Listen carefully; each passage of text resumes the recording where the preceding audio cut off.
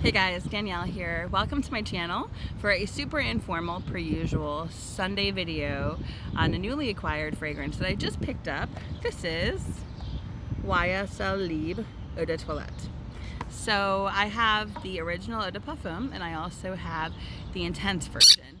And I love both of them except for the fact that I live in the southeast and it is warm here and it is humid, and today is actually the first warm day we're having, well, maybe the second. It's definitely in the 90s here today, and it's really not that terribly humid. There's a nice breeze, as you can tell from my crazy hair going flying all over the place. But I was thinking to myself, this is a fragrance DNA that I really enjoy, and I wouldn't mind wearing it during the summer, but it's really not accommodating for the summer. It's a little too heavy with some of the vanilla. The musk is a little bit too strong for a southeastern summer.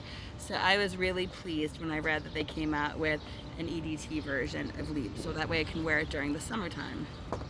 So I moseyed on over to the mall, brought the bird with me. She's actually where I'm leaning my phone right now. The phone is against her cage, her little travel cage.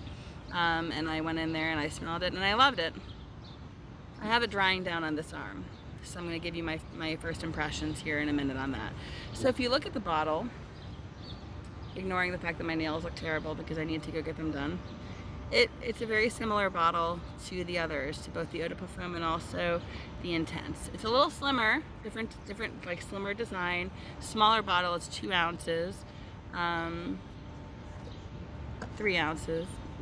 But you can see the cap is the same. It's got that same slanted cap, that like nice little like ribbed gold band around the cap, and also like the traditional like YSL lettering here.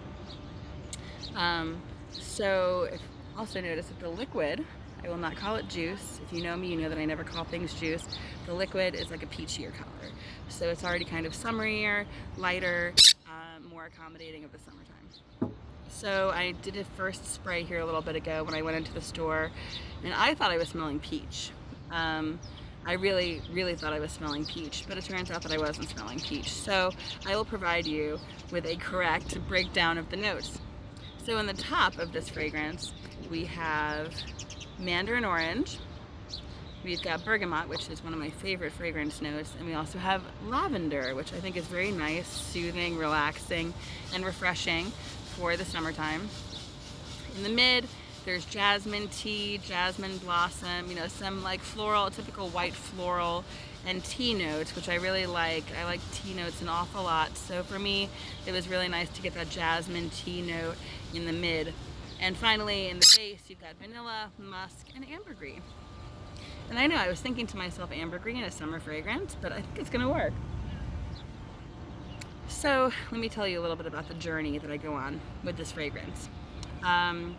It is sunny and pretty and light and inviting, and so for me, I can see myself wearing this a lot in the summertime, even though I have a whole host of fragrances to choose from. And again, I mentioned that I do like the DNA of this line, having the other two, both the Eau de Parfum and the Intense.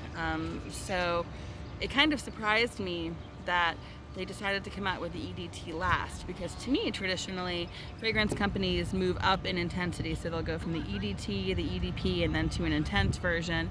And YSL almost did the opposite with this fragrance. They did the Eau de Parfum, the Intense, and now the Eau de Toilette.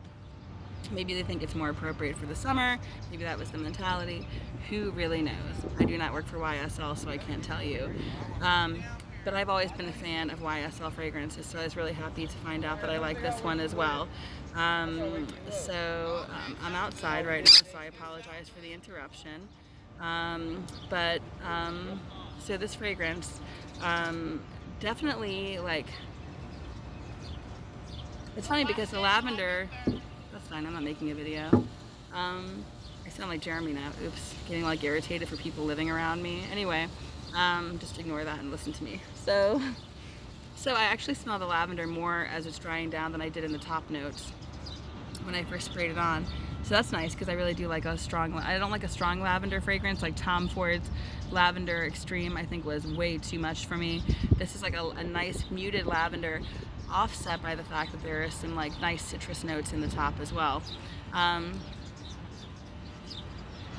I'm picking up some warmth from the ambergris. I still think this fragrance has peach in it and it's not listed, but I think really like when I'm smelling something that smells peachy, I'm smelling that combination of the lavender and the mandarin orange and the bergamot in the top. So I think that typically lavender and citrusy elements really work well together, as I may have mentioned already, I can't remember.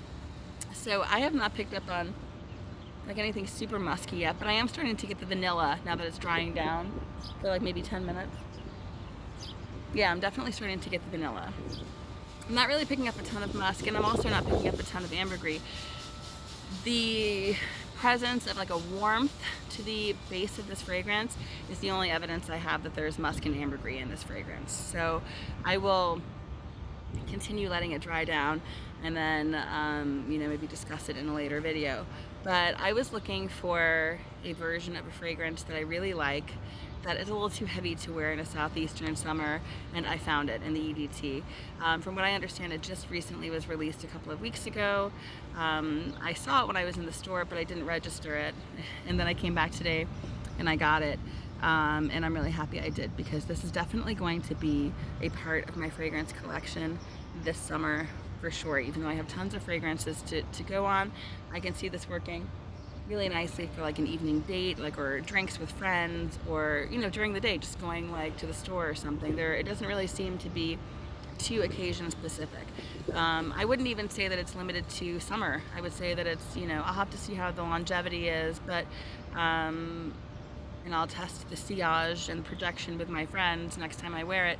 But overall, I can see this being worn like, you know, in the spring and the summer. I definitely think that the eau de parfum is better for the fall maybe and the winter, and then the intense definitely more in the cooler weather as well. But I think this is a really great versatile option if you want the DNA of YSL Libre without some of the like vanillic intensity and the heavier musk that comes with the other two iterations of the fragrances in this line. So that's it. That's my review of YSL Libre Eau de Toilette. Thank you for tuning in, even though my hair is all over the place. You know, I'm a big believer in organic videos. I don't edit my videos, and I just kind of do them wherever I feel like it. And so wherever I felt like it happened to be in a green space outside of the mall, which is right near my apartment. So, and it's so nice out. It's my first time out today. I wanted to get some fresh air. So thank you for going on this scent and nature journey with me. And I hope wherever you are, you're happy, safe, healthy, and pleasantly fragranced. YSL Libre Eau de Toilette. Thanks. I'll see you next time.